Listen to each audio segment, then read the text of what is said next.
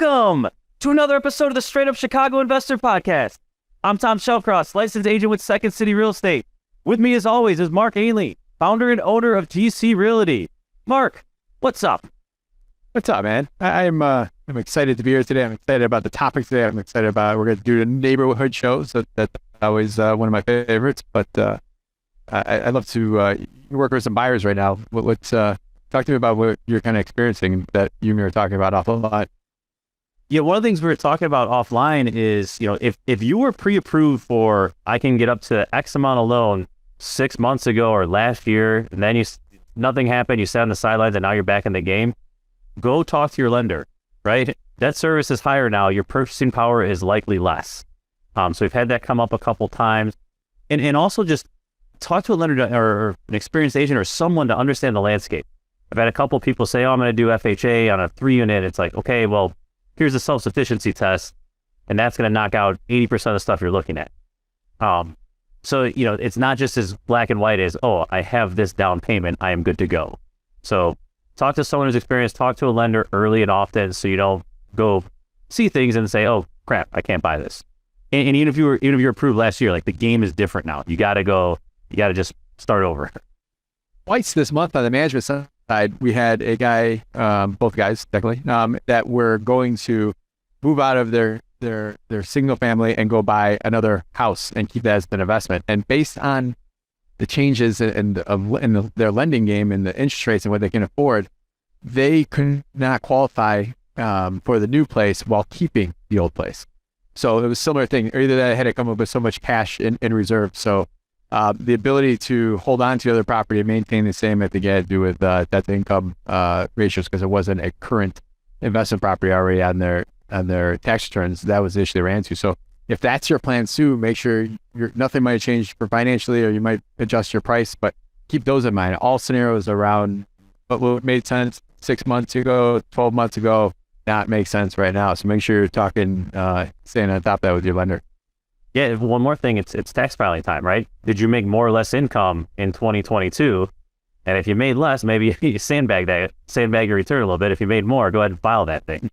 All right, Mark, what do we got for the housing provider tip of the week? All right, housing provider tip of the week. It is tax season right now, and I know from experience when we were trying to get loans on individual properties or portfolios this time of year, one of the requirements was us to get our current year tax returns, and that held me up. It happened to me 2 or 3 times, 2 or 3 different years of the 10 years we were heavily borrowing. But the requirements that they have, in June or July might be different than they have in March, April. Maybe right now you're on the cusp of getting a loan, or maybe they're not 100% confident. So they say, maybe one of the closing requirements is to bring your file for your taxes for last year, and they want to see that as a closing condition. So if you are thinking about getting loans, or you're in the loan process, that's something they could spring on you right now. So make sure you're prepared. And if you have to go file your taxes, make sure you're working towards those steps. Some people I know love to take advantage of that extension. And that was something that I got burned on one year. I wanted to wait for later in the year because I owed money. But when I had to hurry up and cut that check and get my tax done, because it was the only way I was going to get that loan closed that I had in front of me. So keep in mind that could throw a wrench in your plans to get current financing. Good stuff. All right, today's guest, we're combining 2 of my favorite topics we talk about, a neighborhood episode and an immigrant success story, all comboed in one episode that we're going to cover in 40-ish minutes here. But today's guest came to us as a referral from Casey over at Cityscape Chicago. Casey, thank you as always. I had the pleasure of meeting his business partner, Jeff, at a Chicago multifamily meetup a couple weeks back. And super excited. Came to the U.S. 17 years ago. He's an investor. He's an agent. He's found a niche in a specific market, taking on a specific sort of tenant, and he's at 30 doors and scaling and looking to grow. So without further ado, Catalin Maticiuc. Catalin, I think I did decent on the name. You did absolutely fantastic. Thank you, Tom. Thank you, Mark, for having me. I'm extremely excited, just like you guys. And I'm so excited to share my story. And hopefully we can help other investors just like me and like you guys to scale, to get better, and get into the real estate investment world. So thank you so much for having me, and thank you for pronouncing my name so correctly. Tom, he has a high level of excitement. We're gonna have to step it up in our tone in this show here. So we're gonna match you. as a side note, so our guest here is the Romanian sensation, and you think he's excited now. I told him about Saravelli, which is a Romanian deli that all Romanians in Chicago know about. It happens to be an anchor tenant in one of the buildings that I co-own. And I mentioned the Saravelli to him, and I thought he was going to start squealing. Like, that was another love. It was like my kids on Christmas. The excitement was just unbelievable. So tight-knit community you guys are. Yes. We're super close. I'm part of the Romanian Community Center, and Saravelli is a big sponsor, and they're absolutely wonderful. So yes, love their food. Go check it out. Yeah, we'll plug them. We'll put them in the show notes there. It is good stuff. All right, so let's talk about getting started. Like, you came to the U.S., and how does real estate fall in? Just talk to us about getting here. What was your situation? And just take it from there. Step one. Wonderful. So, I'll start from the beginning. So, my mom, we married a Romanian American in Chicago, and I was going to college in Romania. So he came and he said, "Listen, I want to marry your mom. I have a business in America.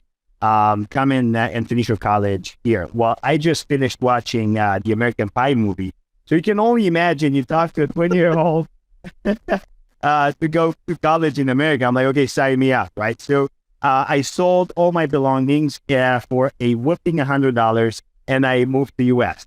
And the first year was tight, it was hard.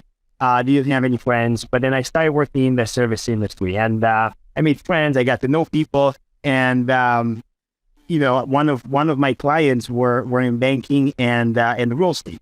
So I said, you know what? I'm pretty good with people. I've worked in sales all my life.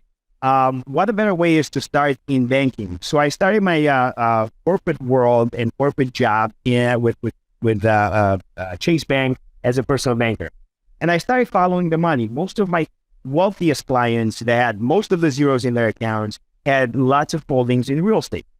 So I said, you know what? You don't have to reinvent the wheel. Just follow success, follow the model, and then hope you'll get there. So I read my first book before I started investing was Rich Dad, Poor Dad. So that opened my eyes like 12 years ago. And I started consuming, that's before Bigger Pockets, before, Brandon was popular and David Green were writing about the first strategy. I started reading, Rich Dad, Poor Dad, all the real estate books, and learning about, how to, buy a multifamily, how to, run numbers and everything else. So one of the books was saying, hey, you need to have a good team on your side in order to be successful. So what did I do? I barely had any money. I sold my car. So I had a brand new Scion PC, and I was hustling. I paid it off, and I was so proud. But I said, you know what? This is a liability because I read in the book it's not an asset. So I sold it. I rode my bike to work every day. Luckily, there was a shower in my office, so I didn't look like crazy. I was in the best shape of my life that time. And I sold my car, and I had $19,000 in my bank account. My wife had a inherited IRA, and I read, and I said, okay, I can use 10 grand out of it without paying taxes. So I have $29,000 to invest.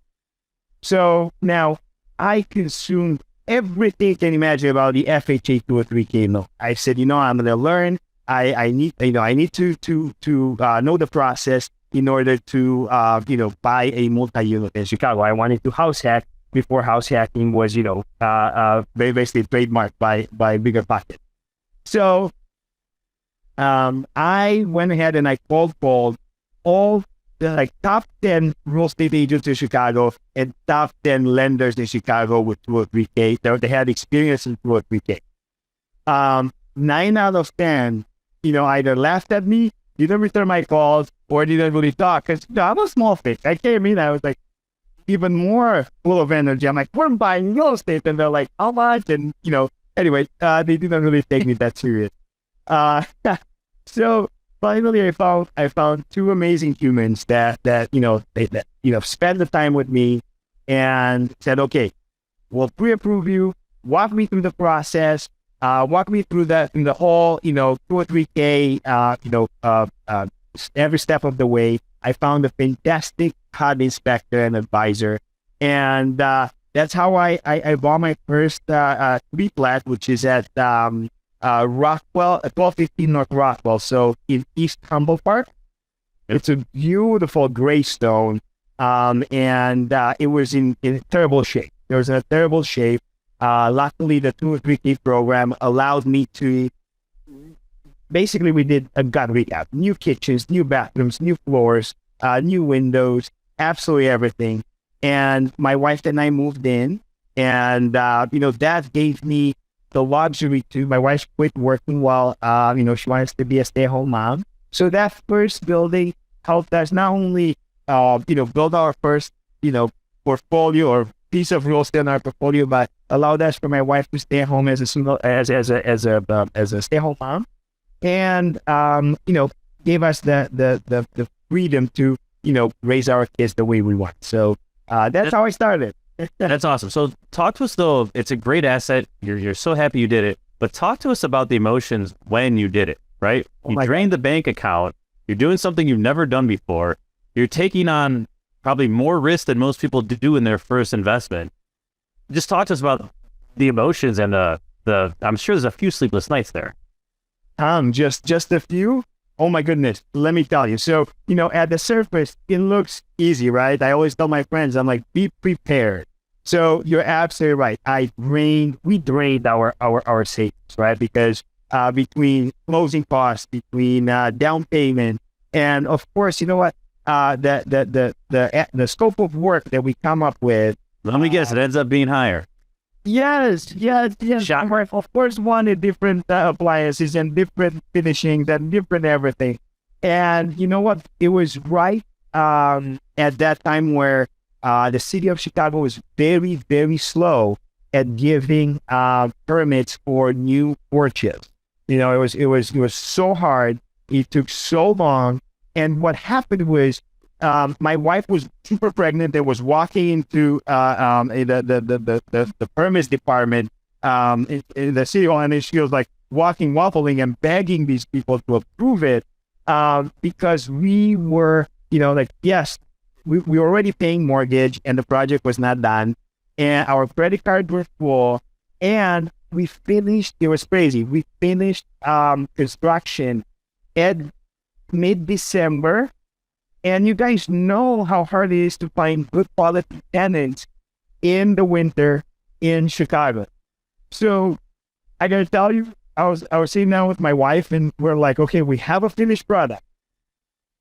The mortgage payment is coming in less than 30 days and our bank accounts are empty. It was like a miracle. I went on Facebook, I went in the whole Romanian community, I went to all my friends and family, and I said, it was on MLS. We're trying to rent it like crazy. So finally, we found tenants in like 2 weeks. It was like a weird lease for like 3.5 months. I didn't care. I needed money. I'm like anything to pay the mortgage. So if we're talking sleepless nights, I had a lot. It was hard, but it was worth every single pain that I went through. So yes, it was worth it. That's fantastic. Now, just a side note before I ask the next question, Mark, I think we're onto something here of forget having a self-certified architect, forget having an expediter. Send a pregnant lady down there. Hire a pregnant lady to go down there and get your permit. We're onto something new here. It was basically like for the people in that department to have a time frame. They could see her getting bigger and bigger. Then when she has a baby, they know it's taking 9 months to get the damn permit. Yeah.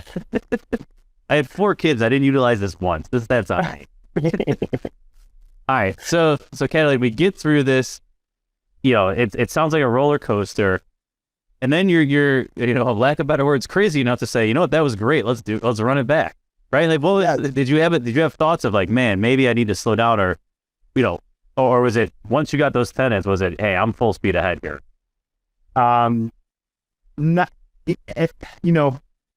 Throughout the past, I would say 10 years of investing, I've had so many nightmares and we've been through so many challenges, and we've had, all sorts of different crazy things happening, but not once I thought of throwing in the towel. Because as I told you, I believe in success needs clues. So following, in those clues, right? So being in the financial industry for so long and seeing all these real estate investors making it, I put in my mind that failure is not an option, and no matter how hard it is, I'll find a solution. So, at the end of, once we had the product finished, once the building was finished and rented, then things started to be easier, right? We were cash flowing. It was, it was nice because we approximated the rent will be $1,200, but because the property was so nice, we got the rents at $1,400. So now, not only did we live for free, but we were making a couple $100 a month.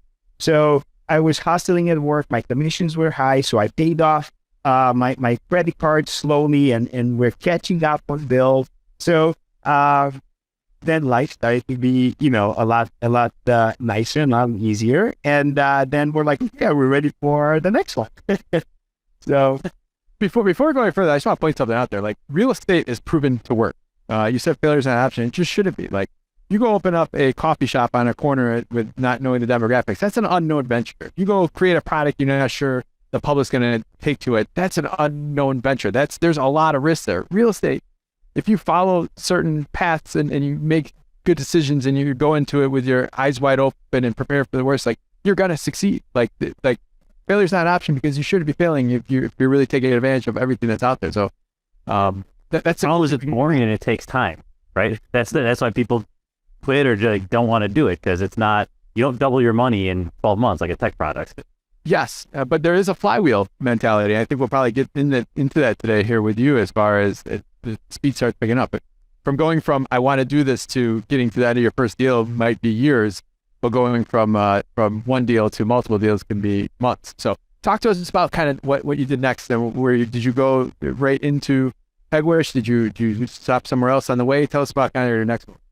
No, we stopped on the way. We took a while, Bill Hegewisch. But Mark, to your point, real estate is not fast money.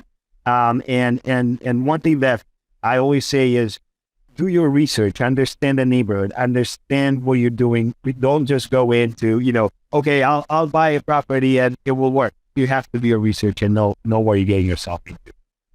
So next, our family was growing, and my wife is like, well, we were living in a 2-bedroom, 1-bathroom apartment in our Rockwell building, and no. A year later, we were having, by the way, the market was going well because we added so much value. We had equity in the building. So we were, playing with the idea of going to a next multi-unit. So my wife and I were looking randomly online, and one day I was at work, and my wife texted me and said, "I'm going to see this property. I think I love it." I said, "Sure." Like, oh my goodness, that's aggressive. And 2 hours later, I get a text message, "We are buying this property, FYI." I'm like, "Oh, okay." So I called my agent. I ran the numbers. I looked at the property, and we basically put an offer in 2 days later. So this new property is it's a 3-flat. It's actually a 2-flat with a coach house in the back in the Ukrainian village area. So the reason we got so attracted to it is because of the coach house in the back. So, by a year already into it, living free and making some money from the rental, we got my wife and I, we got addicted to the fact that okay, we want other people to pay our bills. So we said, okay, delayed gratification. We're not going into a single family home yet. We're going to buy another 3-flat, hopefully with bigger square footage. So we found this multi-unit at Huron and Point in Ukrainian village, and it was absolutely beautiful. So they're saying because we moved in, we have to put down more than 3.5% down payment. We used and leveraged the equity from the other building, So we did a home equity line of credit. We used those funds to purchase this building. Now I had a lot more experience. I had a lot more connections per se in the community, and I had a bunch of general contractors, subcontractors, and friends that were in construction. So I didn't have to do a rehab loan. I had equity in that building, which I leveraged to, we moved in, we rehabbed put new kitchens, new bathrooms, and moved in and refinanced, pull our cash out, and we lived there for 2 years. And very similar scenario. We for a little bit we did some Airbnb there, but then we went back to long-term leases on the front units, and same thing. The rent paid for our expenses, paid for our mortgage, and a little bit in bank account. So that's we've taken one. So Catalin, if the first deal was on the stress level a 10 out of 10, what's the second deal? The second deal, the second deal was a 7 out of 10. Was a 7 out of 10. Because it was a big purchase, right? So this one was in a Ukrainian village, so it's already like a more a higher purchase price, a higher ticket price. And I've also made some huge mistakes here that I've learned from. I didn't have a HUD advisor or inspector. I didn't have a consultant to guide me through the rehab process. So I actually had a subcontractor. I gave them the down payment, and they never showed up again. So I've lost money, and it was I GC'd per se myself the process. I learned a lot. I lost money. And I lost some nights because of that. But I always say is like going to college in America, you have to pay for tuition. That's how I pay for my tuition with in construction. And if you don't make mistakes, you don't know. So it was definitely stressful, but I learned some really good lessons. You paid for your street degree. Yes. Yeah, you don't get a piece of paper, but there's a lot of knowledge behind there. All right, so Street cred. we house hack again. Let's talk about your current strategy, right? So you end up finding a niche. You go into one of the coolest neighborhoods on the south side. Most of our listeners don't know about. Mark, I know you're much more familiar with Hegewisch than I am. I could barely pronounce it. Talk to us about, it's not Ukrainian village, right? How did you end up down there? So with interest rates going up and with house prices going up, and our margins were tighter and tighter finding profit, right? So a friend of mine was talking about Hegewisch, and I was like, oh, I'm going to go check it out. And I fell in love with it. Like the community is so wonderful. It feels so homely. It feels like a little suburb. It's clean. It's, and they have a huge park, state park, huge state park. And fun fact, it's the only state park in Chicago where you can go and hunt, which is crazy. There's so much space and it's airy, and so far my tenants love it there, and it's part of the mobility area too, which is something that I tend to try to find properties in those areas, and I just love it. It's a beautiful, well-maintained neighborhood. People take home ownership to the next level. It's pretty. It's nice. For those of listening that do not know what mobility area is, I know we've talked about it here, but give the listeners kind of a rundown what the mobility area is and why you like it. So, in the city's eyes, right? So Chicago Housing Authority marks different areas of Chicago as, better schools, less crime, and higher income levels, right? So they mark those areas as mobility areas where they want to, Chicago Housing Authority would like to give the opportunity to individuals that are voucher holders to raise their kids in those communities, to give access to those kids to go to the same schools as, better schools and have access to, a better community, to have access to, in a community that's less crime and, be around a more diversified and inclusive neighborhood. So they call it mobility area, and to incentivize landlords and investors like us, they will usually pay a premium for Section 8 or voucher holders. So if you're first time renting a home in the mobility area, they usually pay an additional month of rent upfront, which is really good to your cash flow. And then secondly, the actual coupon is a bit higher than if you would rent it in a non-mobility area. Does that answer your question? No, that's good. That's good. Going into there, did you learn about the mobility program before you went in there, or did you find that out? Because a lot of people called me up like, "Yeah, I found this property. I got a mobility tenant." Like, what is that? What order did you figure it out? One of my partners figured it out, and then we implemented it. So one of my partners, Brian Meekham, he was the one that had the connection, and then we learned and we applied it to our business strategy. That's awesome. Now, so have you guys have been buying stuff in there, and everything you said about the community, I agree with. It's almost like, well, first off, most people don't know about that neighborhood. It's Union Park, Chicago. I think they have like the largest amount of open land in Chicago, so it's just unique from that standpoint. Mark, can you give us you've been down there for years, right? Like managing. Like, can you what else can you provide for our listeners who would be interested in that area? Like, what can you rattle off some?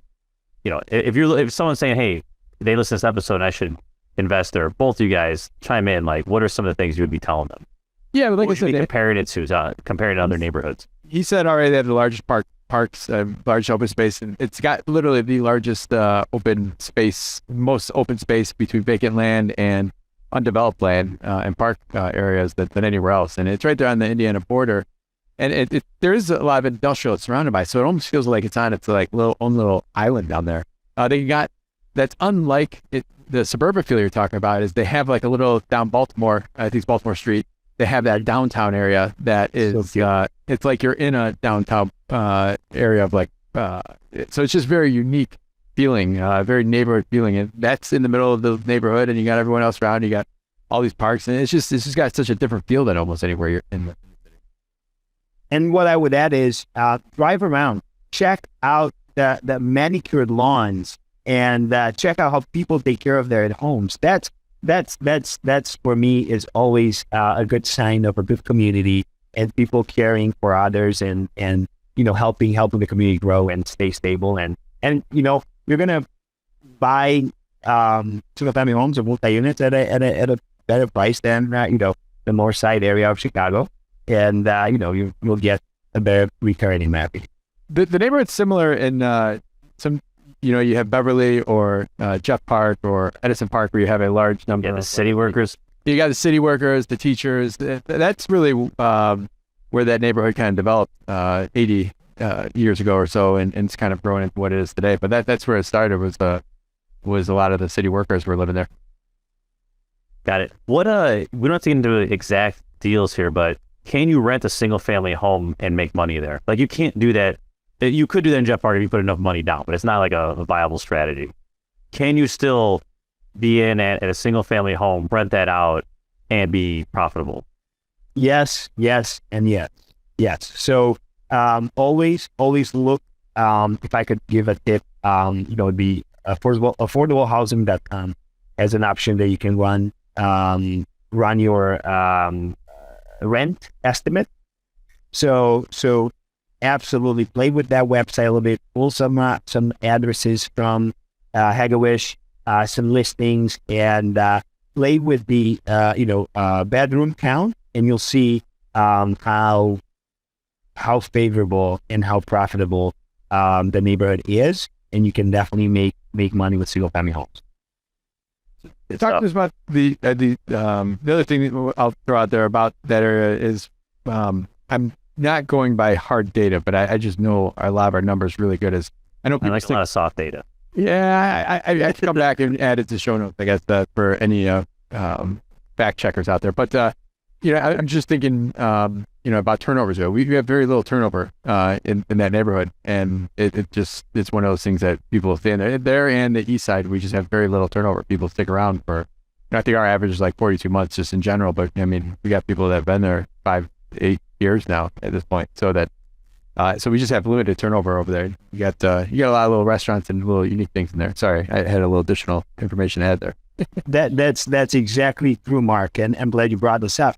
That goes back to the community. If people feel like they're part of a community, if people feel that their kids are going to, grow in a good community and they feel safe, they feel secure, and they like the place they live in, they're going to stay there for a long time. So, so that's another benefit of being in such neighborhoods. So just wanted for our audience, you have, we just talked about having so much land, but really the residential section really falls between Torrance and the state line, right? There's kind of it almost looks like I don't know the shapes, but a rectangle and a rhombus. Yeah. A sideways rhombus, or a diagonal rhombus, as far as the neighborhoods go. Talk to us about the neighborhood right now as it sits. Is there better pockets of the neighborhood? Or are you getting better renting out things faster? In any part of the neighborhood? Share us a little kind of street by street information there. Soft data would stay good, right? But I will give you another nugget of information. So if I do not find homes in Hegewisch that I want to buy or that don't make necessarily sense, I usually go a bit next to it with Morgan Park. Okay, so I'll give a little bit of a nugget of information that we like Morgan Park as much as we like Hegewisch. So I hope that it's not quite the answer we're expecting, but I don't have the hard data to go buy it right now. Well, I guess let's compare the two. What do you like about Morgan Park? If someone came to you and said, "What's the difference?" What would you say between the two? Pricing. Morgan Park. I feel like in Morgan Park we can buy. The prices are still a bit lower, but rents are very similar. Morgan Park, for those listening, is right on the edge of Beverly, so you get a kind of blend with some of those edge streets there, and you do. And for the single family homes, I know over there in Morgan Park, we're getting like $2,300 sometimes from the mobility program. So I think some of the neighborhoods, the mobility program, the rent is kind of similar to market rents in some of these other ones. But Morgan Park is one of those areas that I think you do get higher mobility rent than you do if you're going to rent to a market. That's one of the challenges we've had with a couple people where if you look at market rents, they're this, but you could actually get a little higher for mobility Section 8 rent. You gotta be careful there, though. You can't bank on that, right? You still got to underwrite. Can I float this at the market rent? Because you don't know, right? You got to treat it as the cherry on top.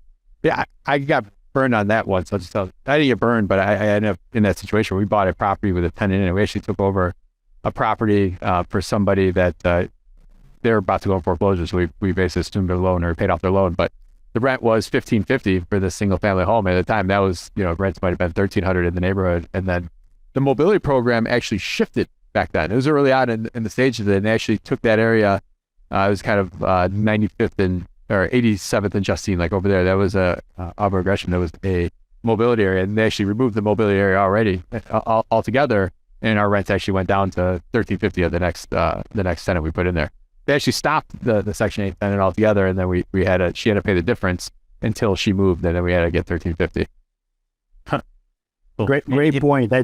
I'm sorry, Tom. I just want to perfect point. Do not underwrite just on that rent. You have to make sure that because we had situations where rent came way below than what we expected, and as long as you underwrite it and it fits within the criteria, as you said, the mobility and that is like the Section 8 piece is a cherry on top of the cake. Yeah. And we don't have time to dive super into the nuances of dealing with CHA. We do it for those interested. They haven't heard it before. Episode 53, we have Mark and two other housing providers who pretty much specialize in this, going through just the nuances, the inspection, the paperwork. So if you are interested, we'll link to that in the show notes. I want to focus on Catalin's story here, but I know we've probably intrigued a few people. So we do have some information out there, and I know, Mark, you're more than happy to talk to people who are interested as well. So, all right. So let's talk about scaling a little bit here, right? Because, we go from draining the bank account to get our first one. Every deal you buy takes time. It takes effort. A lot of times you got to leave money in the deal. Talk to us, you've accumulated a couple dozen doors here. What's been the challenge? How have you been able to do this financially? Like, just talk to us a little bit about that process for those who are at their first unit and looking to get to the situation that you are today. Absolutely. So I would say I'm applying. So for anybody that's listening and wants to learn more about this process, I believe that David Green's book, the BRRRR strategy, is probably a great starter, and a great information. So I've used that strategy for almost every deal that I've done. So yes, first deal is hard. Second deal is hard. Especially the first deal is the hardest, because you get to the hardest. So if you're trying to start and it feels like crazy, it's normal. The second deal will be a little bit easier, and then it gets easier and easier the more you grow.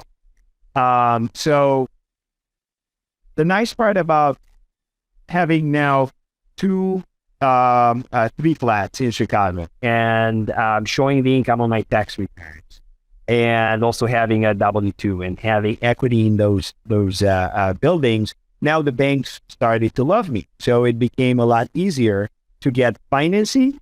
And it also, when you're a real estate investor, it's such a beautiful community, and you talk to other people and you share your experiences and you get to know more people. So I've made so many friends that they invest in real estate. So now you're like, either fighting off market deals, or you're on the right deals with them. So my next multi-unit was in East Garfield Park, and that was an easy, it was a 25% down payment. I financed it with a traditional bank.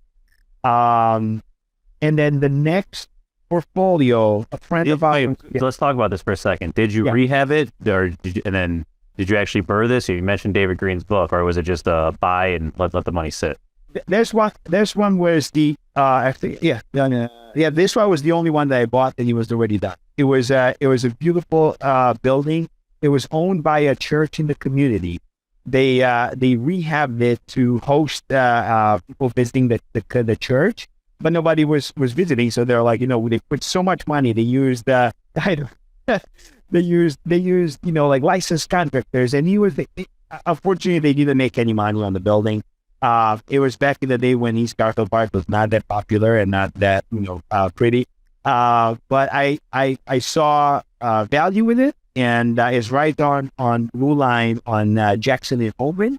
And I bought that, even though it was already rehabbed. It made a lot of sense financially. So that was my third building. And then let's talk about some of these BRRRRs then, right? Let's just, do you go in with cash? Do you go with an acquisition line? Like, give a real life example, if you could, to someone who might understand the theory but wants to see it in practice. Absolutely. So a perfect example, a friend of ours was retiring, was done with his portfolio, and he had 5 buildings between Morgan Park, North Mondale, and one building in Hegewisch. So he was retiring. He's like, guys, I'm done. I want to sell it. He didn't really take much care of the property. So from a property manager standpoint, he had big tenant issues with rental collection, people in eviction process. So anyway, we ran the numbers and we said, hey, we'll pay you the perfect example. There's the truth. We pay you $1 million for everything. It was 17 units between 5 buildings.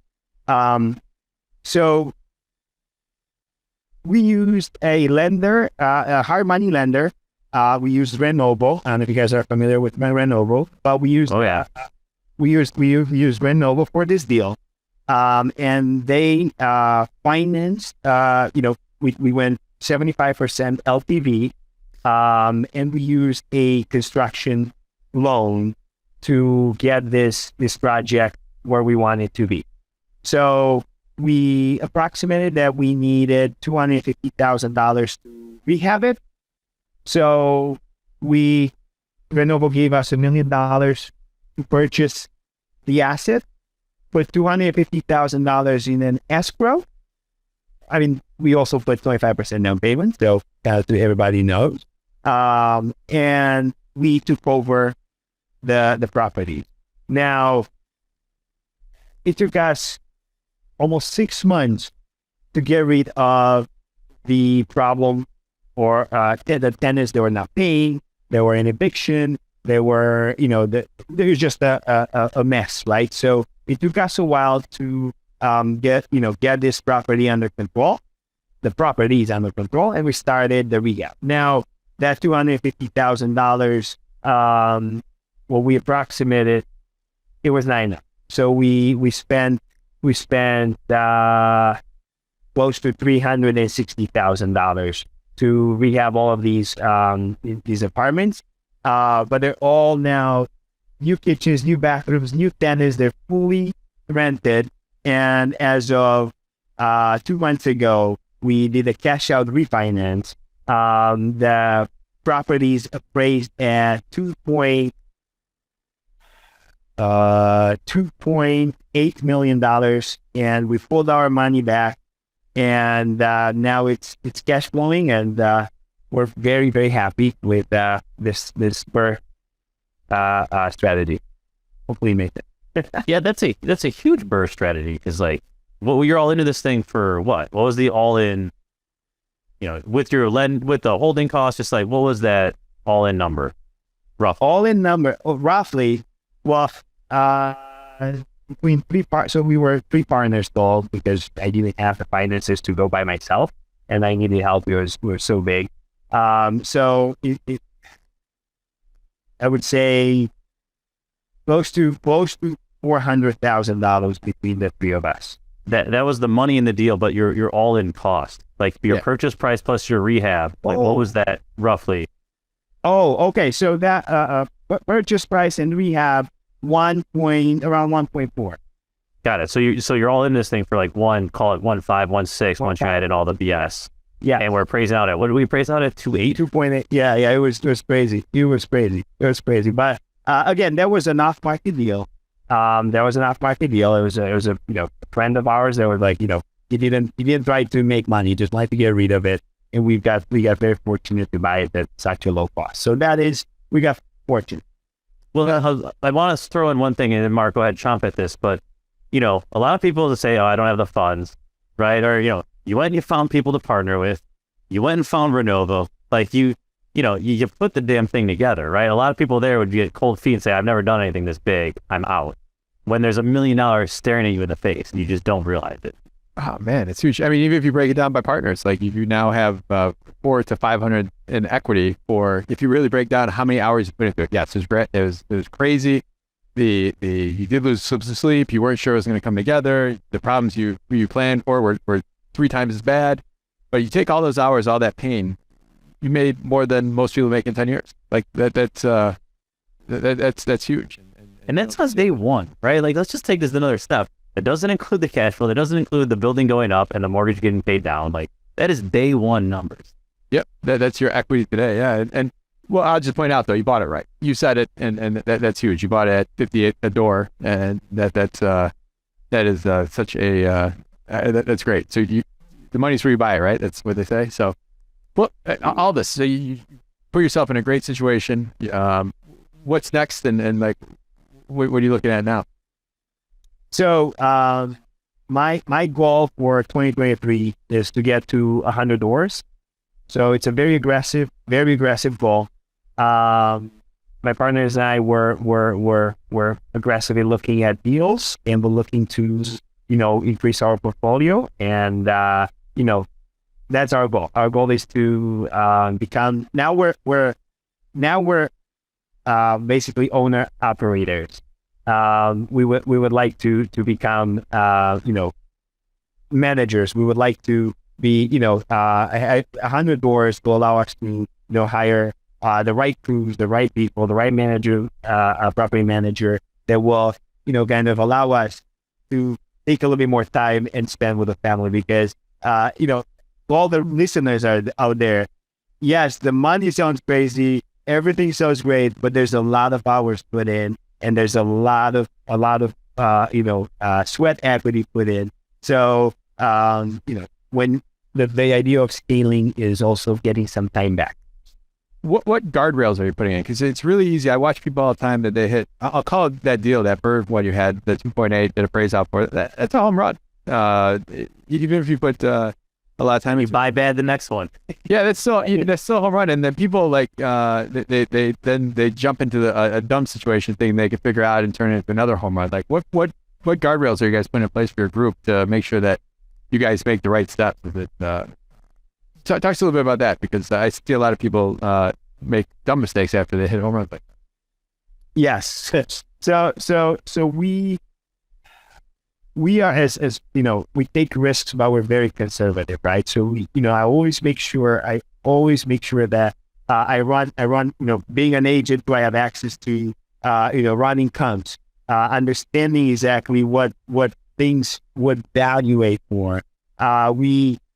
And as you guys talked earlier, Tom was saying, we do not, and I always tell people, even though the rent might be very high, use 80% to underwrite your deal, because you never know what's going to happen, right? So those are, we're pretty conservative in our numbers, and also like that was a home run. We just got lucky to our friend was selling, but right now we're looking at off market, on market, and just underwriting everything as tight as we can be. well, you said lucky, and listen, luck does play into all the equations, but you kind of create your own luck. But you created your luck in this scenario by, you said a few minutes before about all the people you get to meet, all the people you get to talk to. You created a network. You went out there and you utilized the resources you had. I was going to say exploit it, but that's the wrong word. It's a negative word. But you utilized the resources around you that helped you stumble along and have the right conversation that helped you lead to that. Like there's probably a bunch of the conversation where you found out that guy's doing it, or maybe you're just a good friend to somebody, and all of a sudden they came to you with this opportunity. There's a lot of creating your own luck in that scenario. You didn't just sit at home and wait for someone to call you. Agreed. And the stones to do the first house hack, like Renov's not going to touch you here, right? Like, hey, you were in the game. You can only play if you're in the game. Yes. And to that, it was funny. I was, I'm a big, Tony Robbins geek. I like taking coaching and everything. So, over last weekend, I took one of the courses. I was, all the way in Fiji, and I met a real estate investor in Chicago.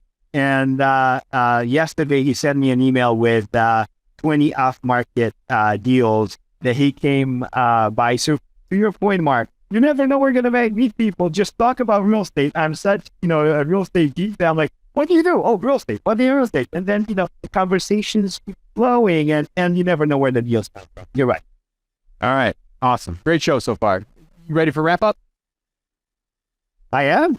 All right. Well, here we go. What's your competitive advantage? How have you been able to do this and accomplish this and maybe hit a home run and a few doubles and all these other great things you've done in your career while just being new to the country 17 years ago? How have you been able to do it and others wish they could? Two things. One, I love people. I love talking to people. And as you said, networking. I love networking. I love, and I'm also not afraid of asking for help and advice. So that's number one. Proximity is power. Surround yourself with the right people, and then you'll find a solution. And then secondly, my drive. I am very motivated. I am very self-motivated. I'm very eager to succeed and create the future. I came in this country, over 9,000 miles away from Romania, with $100 in my pocket, and I'm ready to build, a strong business and also a future for my kids. And why not some nice positive cash flow when I retire within the next 15 years. Hopefully that. Nice. All right. Kelly, you mentioned advice. What is one piece of advice you would tell someone that is yet to buy their first property here in Chicago? can I say two, please? For it. One, do your homework. Do your homework. Read. There's so much, guys. There's so much information out there. So much information out there. Just put yourself. There's, bigger podcasts. There's Straight Up Chicago Investor Podcast. There's, it's Tom, Mark, myself. Reach out on Instagram. I don't care. Find people. Okay. And then two, make sure that if you go and invest in real estate, real estate investing is not a one-person game. Make sure you have the right team at your side, the right lender, the right real estate agent, the right attorney, and the right inspector. I would say that those two are top pieces of advice I could give. Love it. All right. What do you do for fun? For fun, oh my gosh. I spend so much time with my kids. We love skiing now in the winter when I go to Rollmack Mountain. We're excited. My 5-year-old is like getting better and better. So in March we're going to Denver, Colorado for the first time with him to go on the big mountain. So it's super, super exciting. And we travel. I love traveling. So my wife and I travel every single moment we have. We'll try to visit a new place and do something fun. You've referenced a few of these, but give us either a good book, good podcast, or self-development activity that you would recommend to our listeners. So, best resource out there by far, I tell everybody, Bigger Pockets, just by far. All their books, all their podcasts, and then the resources. You'll find a lot of information. I would say real estate investing book, The BRRRR Strategy. Go for it, read it, understand it, and apply the strategy. Pretty straightforward. And if self-develop, self-grow, I would say I'm a big Tony Robbins. I've been in the world for like 5 years. I take coaching. I read all the books. So yes, why I have so much energy and why I'm so excited about life is because I've always applied those strategies and always tried to be the best version of myself. So just dipping your toes, even watching the Netflix documentary, I'm Not Your Guru. I would say it's a good introduction to how I got involved in that world and how I get my energy. Awesome. Besides yourself, name one person in your local network you'd highly recommend to other investors. In my local, Brandon Moulton Renewable. He saved my ass so many times, and he's done he's done miracles when it came to my deals, and he's always stepped out like a beast. And he's also a Chicago real estate investor. He has a building right by my Rockwell building in East Humboldt Park. Our friends at Renewable, proud sponsors of the podcast. Woo! So, all right. So, yeah, baby. yeah. Catalin, thank you so much. You provide a ton of value to our listeners. How can they learn more about you? Is there any way they can provide value to you? More than happy to follow me on my social media. Catalin Maticiuc on Instagram. Real Estate with Catalin on Facebook. They can reach out, ask questions. I'll be there, and if I can bring value in their life, your life, I'll be more than happy. That juices me up. Great stuff. We'll link to all that in the show notes. So thank you. We end with our Chicago fact. Mark, who we playing for and who's the fact provided by today? All right. Today's Chicago fact is sponsored by Renewable. It keeps coming up here. It's like almost like you set us up for it. And Brandon Moulton was on episode 18 for those that, and then Eric Workman was on multiple episodes, but he was also on episode 17, right in advance of Brandon. So, but today we're playing for Holly Baines out of Kenwood, who bought a t-shirt. So if myself or our guest gets this question right, then you will get a $50 gift card brought to you by Renova. All right, here's your multiple choice question. Mark, you get first shot. Hegewisch, I can't pronounce this. It has Chicago's only trailer park, historical monument, Sonic restaurant, or active trolley.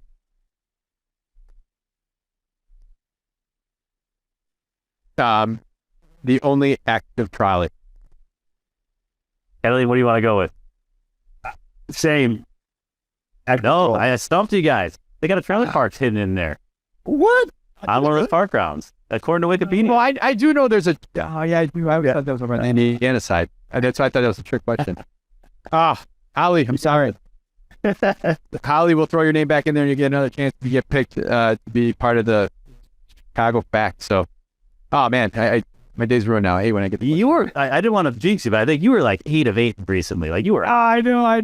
This was you were. It was a heat check.